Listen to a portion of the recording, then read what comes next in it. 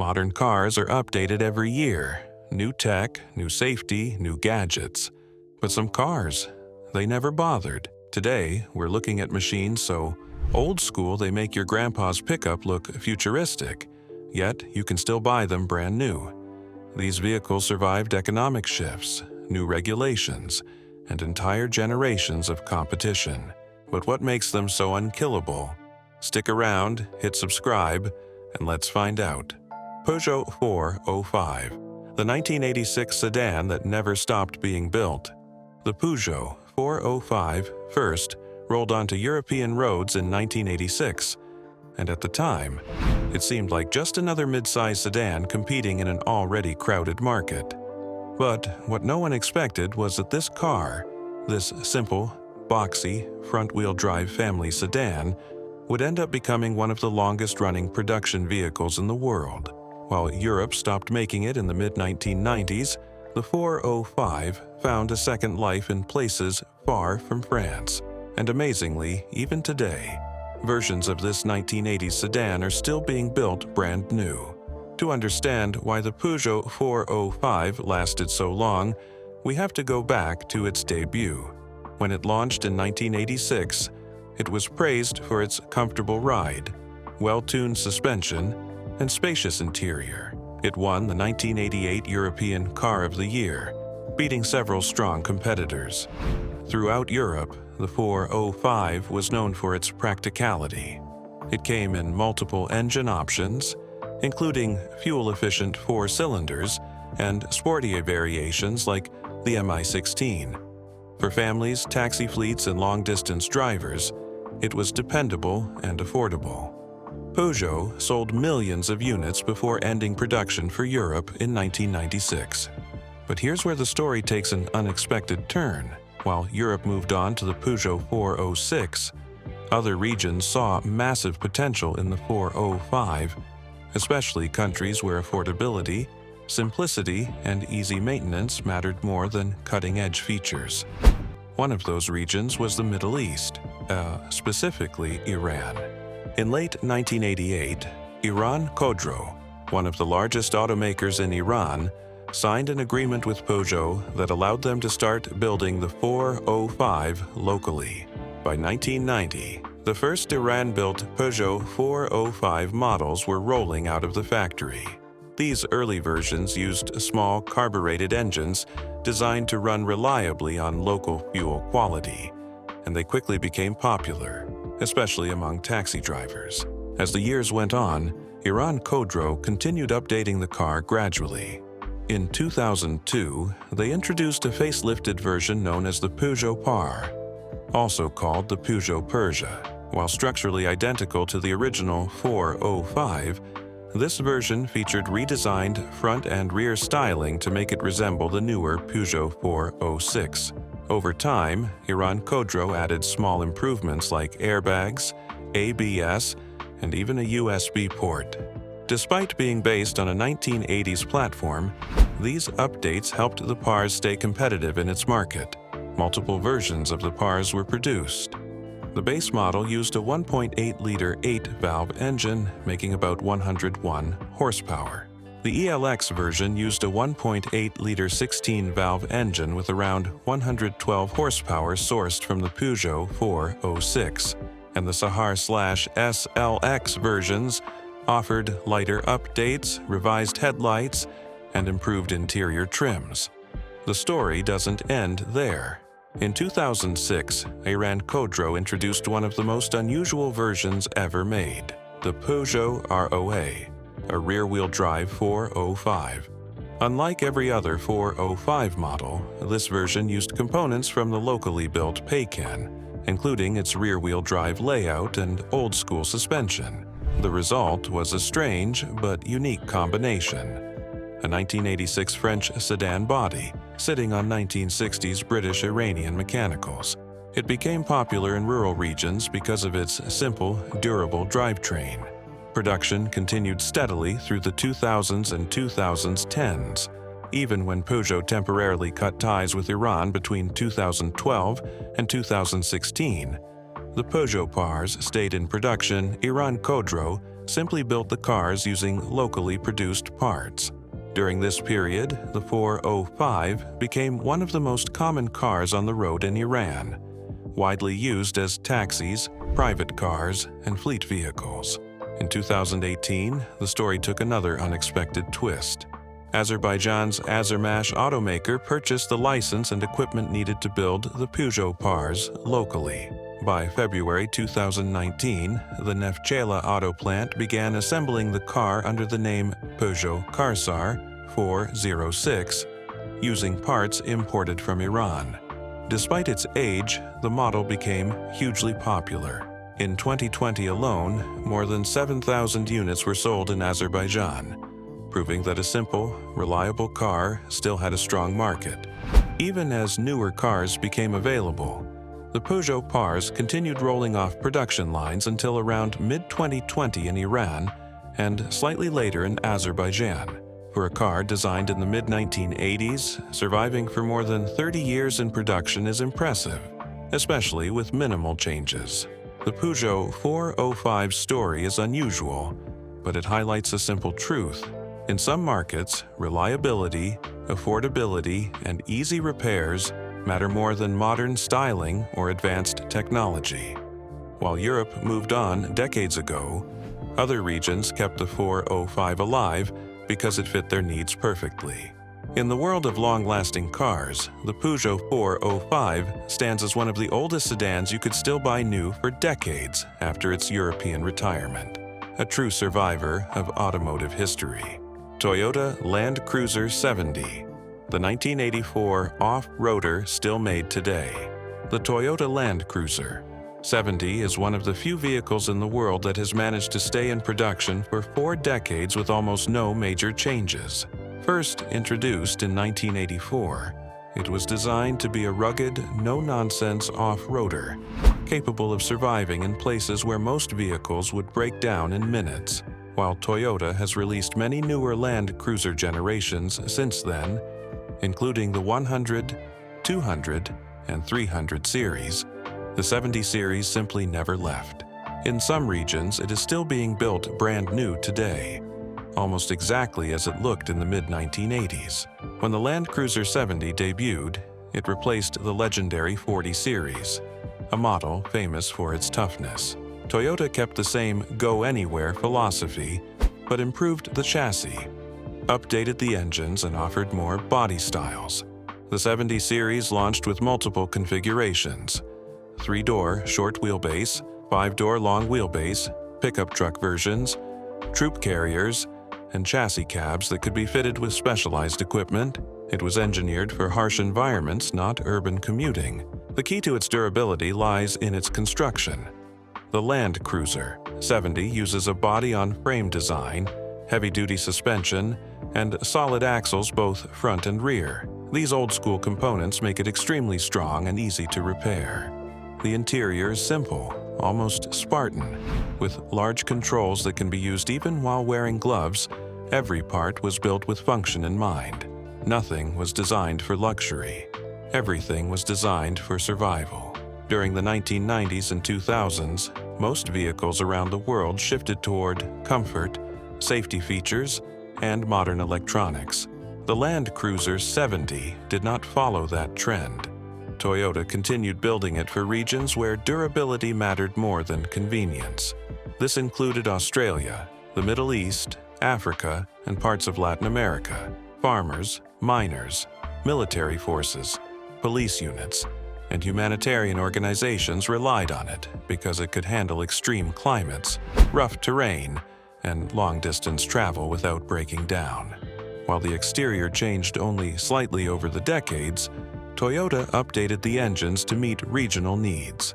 Depending on the market, the 70 series was offered with straight-six petrol engines, 4-cylinder diesels, and later the popular 4.5-liter V8 turbo diesel. These engines were known for reliability rather than speed, producing enough torque to climb steep surfaces or pull heavy loads. Even today, the V8 diesel version is a favorite in Australia and parts of Africa. In 2007, Toyota made one of the biggest updates in the model's long history. To comply with modern safety requirements, they introduced airbags and ABS and redesigned the front section for better protection. But even with these changes, the vehicle kept its classic boxy appearance, solid axles, and tough frame. The improvements helped it stay in production for another decade and beyond. One reason the 70 series remained popular is its ability to be customized. Many companies modify the pickup or chassis cab versions for mining, rescue operations, or remote area transportation. The troop carrier variant, with seating for more than 10 passengers, remains widely used in deserts and rural areas where reliability matters more than comfort. In these regions, spare parts are easy to find, and mechanics are familiar with the vehicle's simple design. In Australia, the Land Cruiser 70 holds a legendary reputation. Mining companies often use fleets of them because they are durable and easy to repair in remote locations. Farmers and ranchers consider them essential tools. Toyota even released special anniversary editions to celebrate the model's continued success.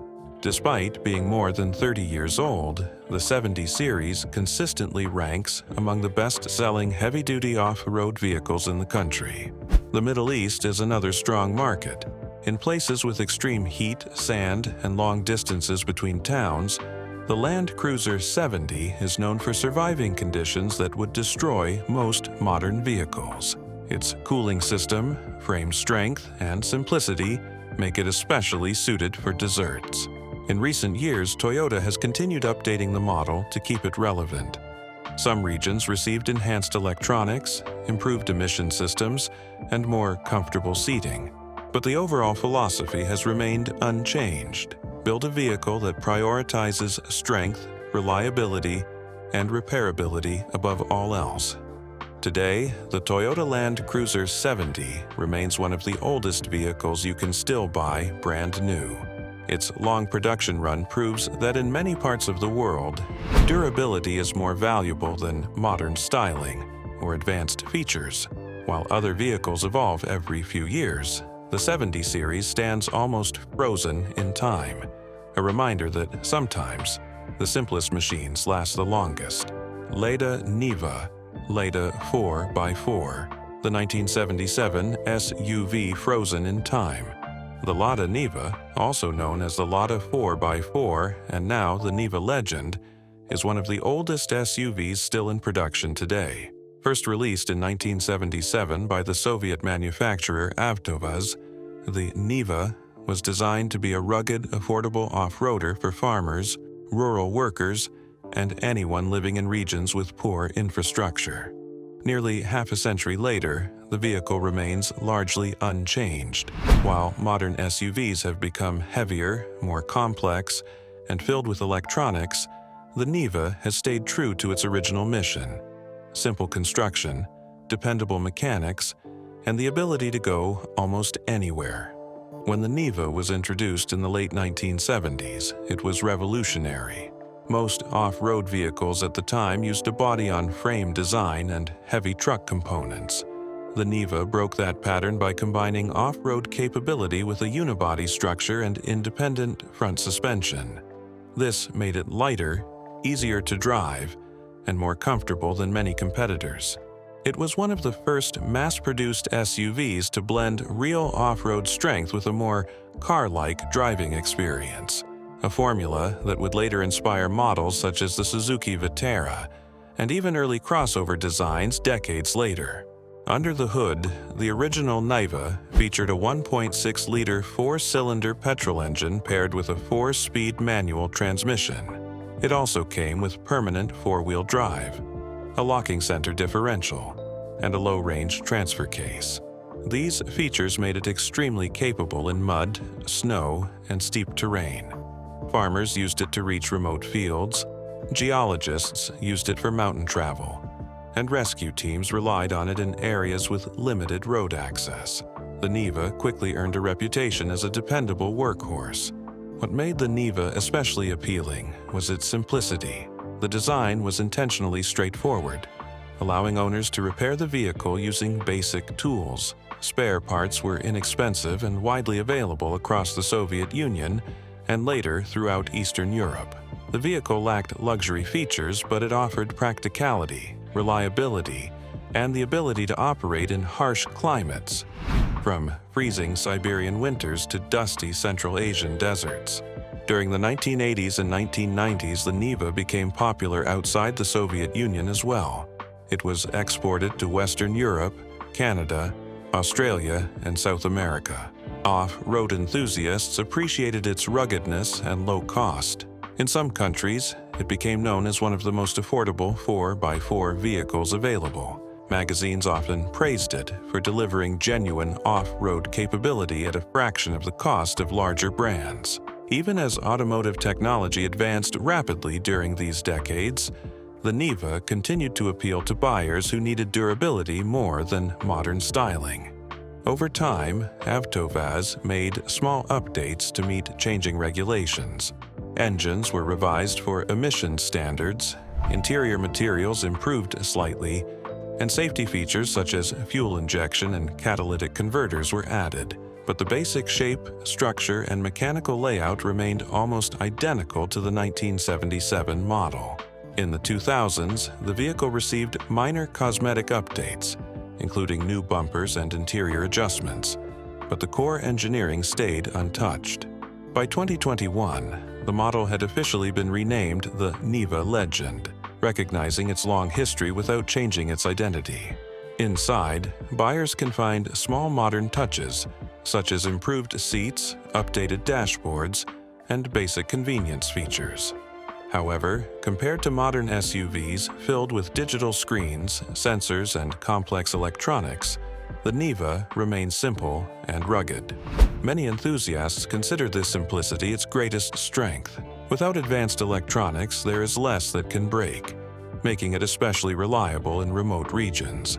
The Niva's long production run is closely tied to its purpose.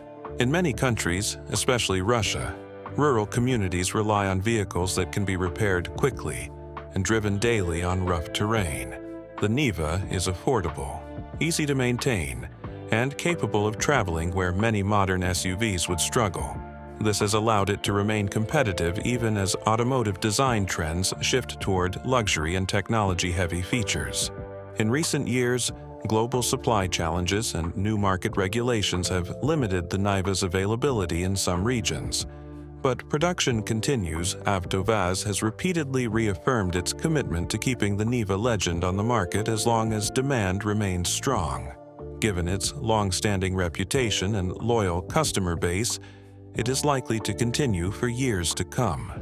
Today, the Lada Niva stands as one of the oldest vehicles still sold brand new.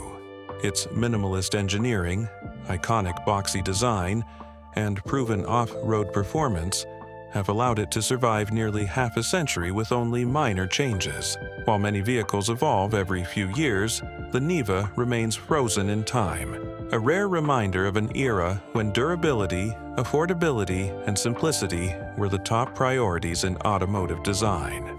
UAZ-452 Bukhanka, the 1965 utility van that won't quit. The UAZ-452, widely known by its nickname Bukhanka, meaning loaf of bread in Russian, is one of the oldest vehicles still in continuous production. First introduced in 1965 by the Ulyanovsk automobile plant, the van was designed to serve the Soviet Union's vast rural regions, delivering medical supplies, transporting workers, and navigating terrain where roads were little more than dirt paths. Nearly 60 years later, the Bukhanka is still being built, still performing the same tasks, and still relying on the same simple engineering that made it iconic. When the UAZ-452 debuted, the Soviet Union needed a reliable, affordable van that could operate in extreme climates. Many regions had harsh winters, unpaved roads, and limited access to repair facilities. The design team built the Bukhanka with one goal in mind: durability. Its boxy shape was chosen for practicality rather than style. The high roof allowed space for passengers or cargo, while the short wheelbase made tight turns possible on narrow rural routes. The van featured a forward control layout, meaning the driver sat directly above the front wheels, maximizing interior space for a vehicle of its size. Mechanically, the Bukhanka was engineered to be simple, tough, and easy to repair. It used a ladder frame chassis paired with leaf spring suspension and solid axles, giving it excellent ground clearance. The van came with selectable four-wheel drive, allowing it to traverse mud, snow, and rocky paths with ease. Its original 2.4-liter inline-4 engine produced modest power, but what it lacked in speed it made up for in reliability. Owners could perform most repairs using basic hand tools, a major advantage in remote regions. The interior was extremely Spartan, designed for function over comfort. Early models featured metal panels, basic seats, and minimal insulation, but this lack of luxury made the vehicle incredibly resilient. It could operate in freezing temperatures, handle heavy loads, and remain dependable even after decades of use. Throughout the Soviet era, the Bukhanka became a common sight in forests, farms, construction sites, and rural towns. One of the model's most important roles was in emergency services. Ambulance versions of the UAZ-452, known as the UAZ-3962, were deployed in rural communities where paved roads were rare. The van's ability to reach remote villages made it essential for medical transport, particularly in winter when other vehicles struggled to move. Specialized variants were also created for military communication units, field service crews, utility workers, and expedition teams. During the 1970s and 1980s, the Bukhanka expanded beyond the borders of the Soviet Union. It was exported to Eastern Europe, Central Asia, parts of Africa, and developing countries that needed inexpensive, durable transport. Its reputation grew as a dependable vehicle capable of operating in places with limited infrastructure. While Western vans evolved with new technology and better comfort, the Bukhanka stayed rooted in practicality. Over time, UAZ introduced small updates to keep the model compliant with regulations and improve usability.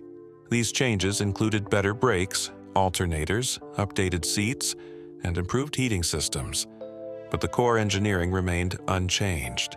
The exterior shape stayed almost identical to the original 1965 version, contributing to the van's instantly recognizable silhouette.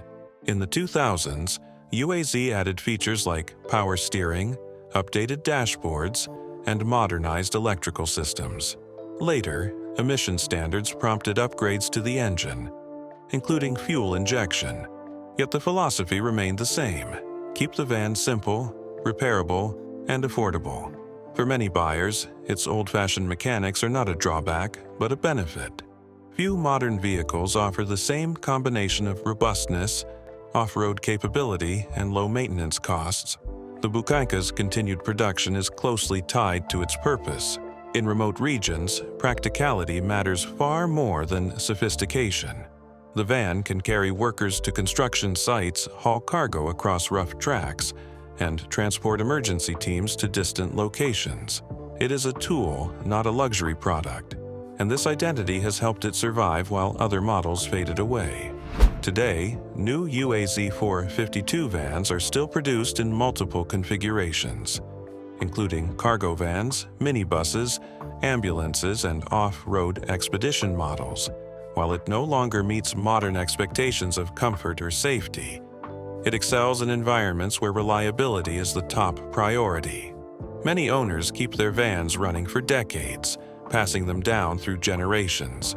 The UAZ-452 is one of the few vehicles that has remained almost untouched since the mid-1960s. Its long history reflects a simple reality. In some parts of the world, durability matters more than modern technology. The Bukhanka continues to serve communities just as it did nearly 60 years ago, a boxy, dependable van that refuses to quit. Mitsubishi L300, the 1980s work van still, rolling off the line. The Mitsubishi L300 is one of the few vans from the 1980s that you can still buy brand new today. First introduced in 1983, the L300 also known in some markets as the Mitsubishi Delica, was built to be a practical, affordable workhorse for small businesses, delivery services, and families needing dependable transportation. 4 decades later, the L300 remains on sale in select regions with only minor changes, proving that simple design and functional engineering can outlast even the fastest-moving automotive trends. When the L300 debuted, the goal was straightforward: create a compact van that could be used for almost anything. Mitsubishi designed it with a forward control layout, placing the driver above the front axle to maximize interior space. This allowed the van to carry more passengers or cargo while keeping the overall size compact. The result was a spacious cabin, a large cargo area, and excellent maneuverability in tight city streets. The design appealed to small businesses needing a versatile vehicle without the cost or complexity of larger vans. Mechanically, the L300 relied on straightforward engineering. Early versions came with a 1.6-liter or 2.0-liter petrol engine, paired with rear-wheel drive or four-wheel drive depending on the model. The suspension was simple but durable, allowing the van to handle uneven roads and heavy loads. Its reliability soon gained a strong following in Asia, the Middle East, Australia, and parts of South America. For many owners, the L300 was not just a van, it was a tool essential for daily work. As the 1980s turned into the 1990s, Mitsubishi introduced updates to improve comfort and drivability. Later models featured improved interiors, larger windows, better seating, and upgraded ventilation. Despite these adjustments, the core design remained unchanged. The body shape stayed boxy, the cabin layout practical, and the mechanical components simple. This consistency helped the L300 become a favorite among drivers who valued durability over modern styling. In some regions, the L300 also became known for its impressive lifespan. Fleet operators appreciated that the van could run for hundreds of thousands of kilometers with basic maintenance. Mechanics often praised it for being easy to service, with parts widely available and repairs rarely requiring special tools. In many developing countries, the L300 became a common sight as a delivery van, commuter shuttle, ambulance, or family vehicle. Its ability to adapt to different roles contributed to its long production run. One of the L300's biggest strengths has always been its efficient use of space. The flat floor and high roof allowed owners to customize the interior for commercial work, turning the van into a mobile workshop, small cargo hauler, or passenger shuttle. Many countries use the L300 as a base for locally built bodies and conversions. The platform proved versatile enough for refrigerated delivery units, school transport vehicles, and even off-road versions suited for rural areas.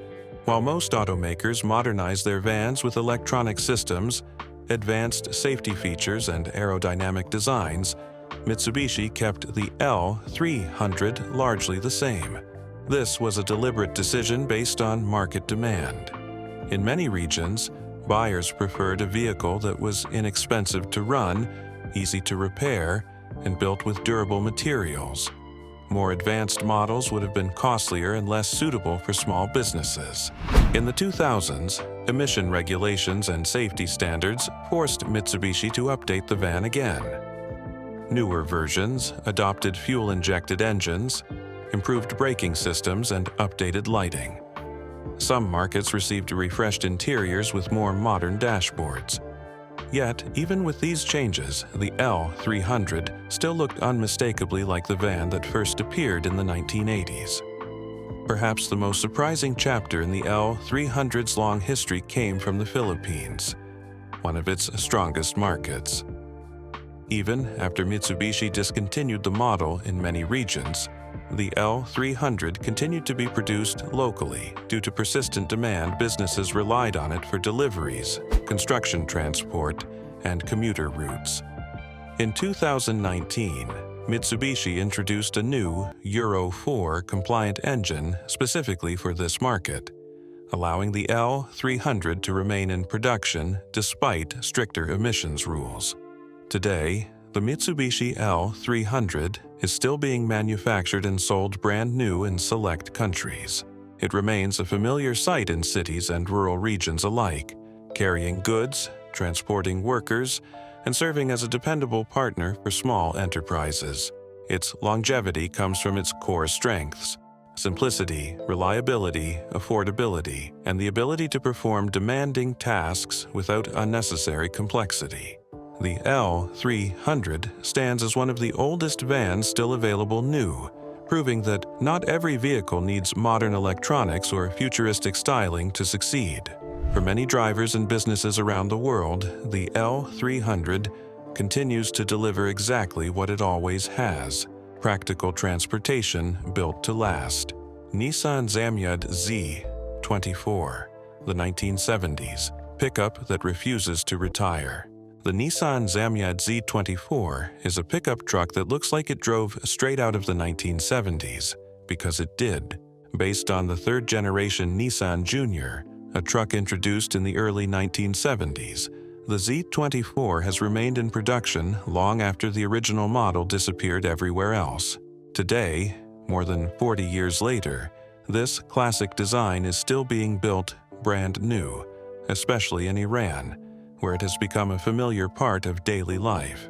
While most modern pickups feature digital displays, electronic driver aids, and aerodynamic shapes, the Zamyad Z24 remains stubbornly old school, relying on simplicity, durability, and a design that never needed modernization to stay useful. The story begins with the Nissan Junior, a small commercial truck that Nissan produced through the 1950s, 1960s, and 1970s. It was exported to several countries and became known as a dependable light-duty pickup. When Nissan discontinued the model internationally, Iran continued building it under license. The truck was rebranded as the Zamyad Z24 after Nissan's withdrawal, and local manufacturing kept the design alive for decades. While the world moved on to newer Nissan pickup generations, Iran kept producing the classic box-shaped model because it met the needs of businesses, farmers, and workers who valued practicality more than modern styling. Mechanically, the Zamyad Z24 is built on a straightforward, old-fashioned platform. It uses a ladder frame chassis, rear-wheel drive, and a simple suspension setup designed to handle rough roads. Power comes from the Z24 engine, a 2.4-liter four-cylinder petrol unit originally used in older Nissan trucks and SUVs. The engine is simple, easy to repair, and capable of running for many years with basic maintenance. This mechanical durability is one of the main reasons the truck has remained popular in regions where support for modern vehicles can be limited. The exterior design is unmistakably retro. The flat body panels, square fenders, and upright cabin reflect an era when trucks were built for function rather than appearance. The bed is large and capable of carrying heavy loads, making the Z24 a common sight on construction sites, farms, and industrial areas. The truck is also widely used by small businesses for transporting materials and equipment. Its straightforward design allows owners to modify or repair it easily, and the availability of locally produced parts keeps running costs low. Inside, the cabin remains basic. The layout resembles trucks from the 1970s and 1980s, with minimal electronics and essential controls. Over the years, the manufacturer has made small improvements, such as upgraded seats, better ventilation, and minor safety additions. But the truck remains fundamentally unchanged. There are no touchscreens, advanced sensors, or complicated systems. For many buyers, the simplicity is a selling point rather than a drawback. The Zamyad Z24's continued production is closely tied to its purpose. In countries where roads can be harsh, where repair facilities are limited, and where affordability matters more than comfort, older designs remain practical. The Z24 can travel long distances on rough terrain, handle daily workloads, and be repaired quickly when needed. Newer vehicles may offer improved comfort, but they are often more expensive to buy and maintain. Throughout its long life, the Z24 has received gradual updates to meet evolving regulations. Newer models introduced fuel injection, upgraded lighting, and improved emission systems. In some years, minor styling changes were added, such as updated grills or new trim. These adjustments kept the truck compliant with requirements without altering its fundamental identity. One reason the Zamyad Z24 remains on the market is its cultural presence. In Iran, it is one of the most recognizable vehicles on the road. Generations of drivers have used the truck for work, agriculture, and transport. Its blue factory paint has become iconic. Even as newer trucks appear, the Z24's reputation for reliability and low running costs keeps demand strong. While many automakers prioritize aerodynamic shapes, advanced electronics, and comfort-focused designs, the Zamyad Z24 continues to thrive by offering the opposite, a straightforward work vehicle built for durability. It is not marketed as a lifestyle pickup or a luxury model. It is simply a tool, and for many buyers that is exactly what they need. Today, the Zamyad Z24 remains one of the oldest pickup designs still sold brand new. Its ongoing production proves that longevity in the automotive world does not always depend on new technology. Sometimes, a simple proven design can survive for decades because it continues to meet real-world needs. The Zamyad Z24 refuses to retire, reminding us that practicality often outlasts innovation where reliability matters most. Caterham 7, the 1950s sports car still sold brand new. The Caterham 7 is one of the oldest sports car designs still available brand new today. Its origins trace back to 1957, when Colin Chapman of Lotus created the original Lotus 7, a lightweight, minimalist roadster focused on pure driving performance through simple engineering. While Lotus eventually discontinued the model, Caterham purchased the rights in the early 1970s and continued building the car with almost no major bien-gain. More than 60 years after the first Lotus 7 hit the road, the Caterham 7 remains in production, staying remarkably faithful to its mid-century roots. The story of the 7 begins with Chapman's philosophy of add lightness. Instead of prioritizing power or luxury, Chapman believed a car should be as light and efficient as possible. The original Lotus 7 embodied this idea perfectly. It had a small engine, a tubular frame, and minimal bodywork. There were no unnecessary features, just the essentials needed for speed, agility, and driver connection. The result was a car that could outrun larger and more powerful machines thanks to its lightweight construction and precise handling.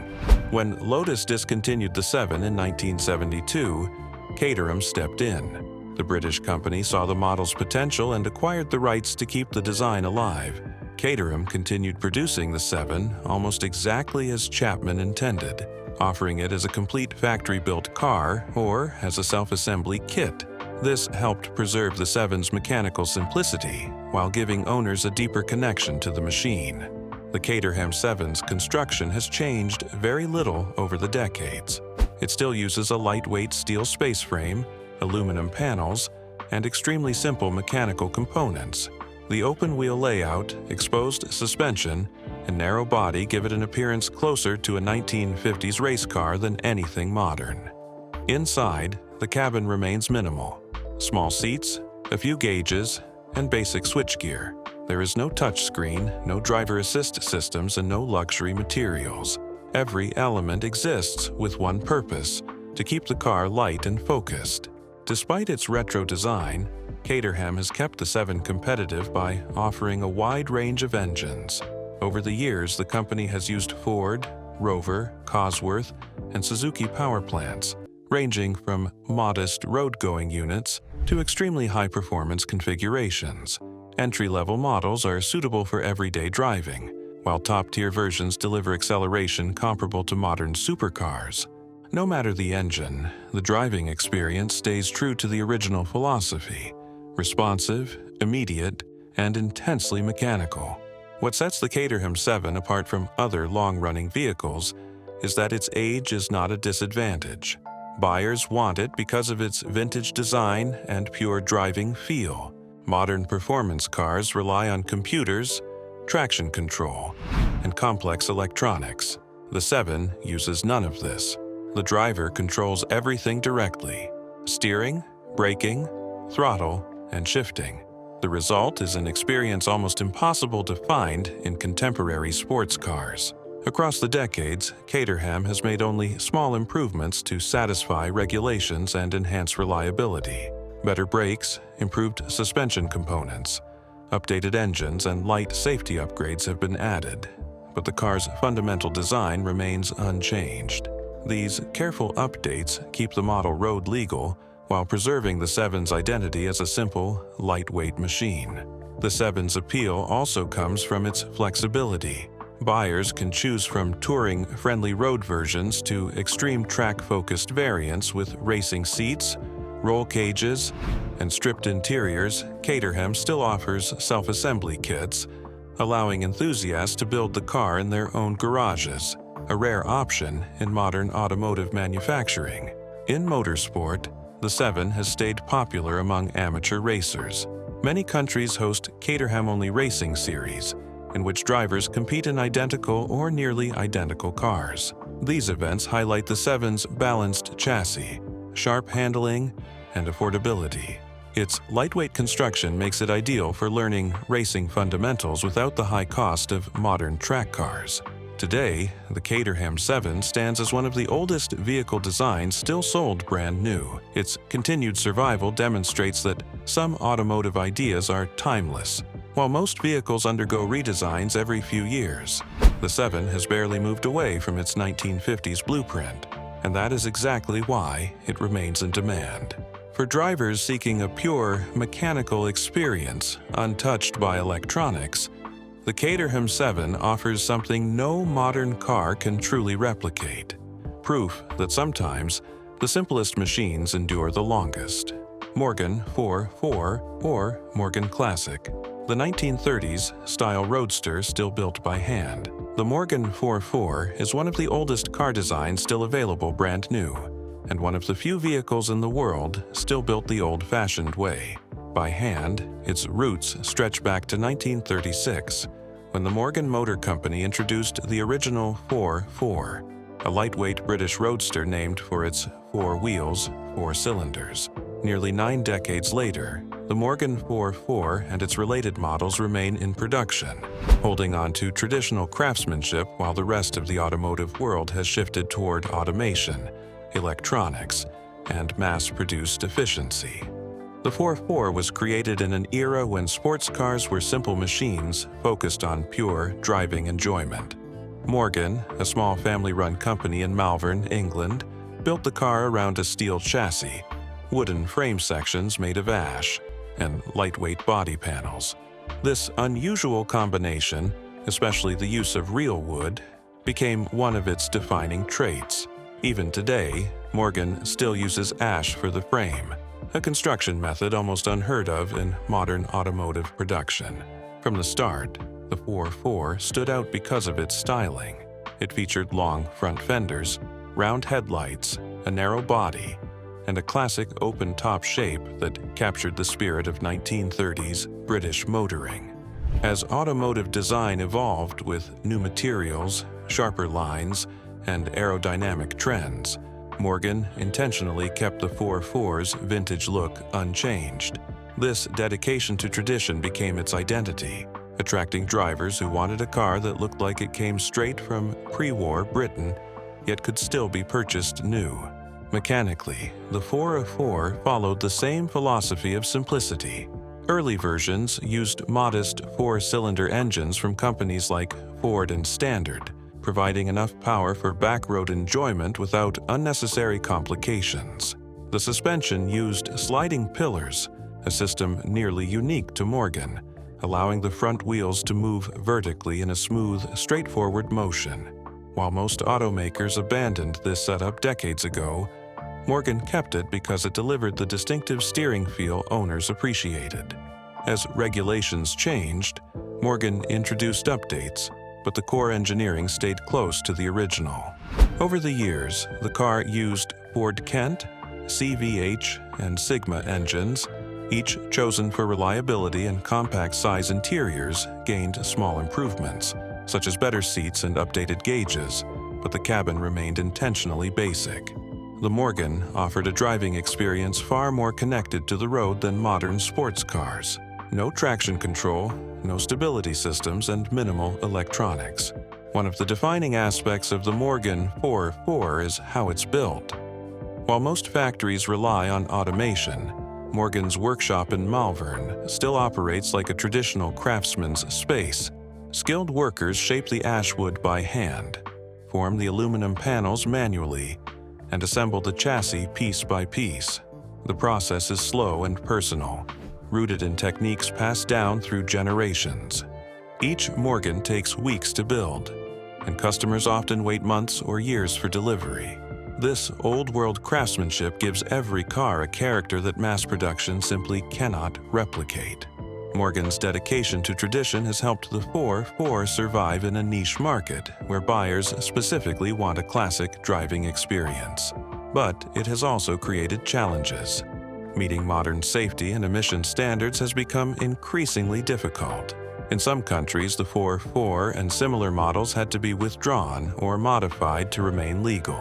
Still, Morgan has continued production in markets where low-volume manufacturers have more flexibility, allowing the car to remain available well into the 21st century.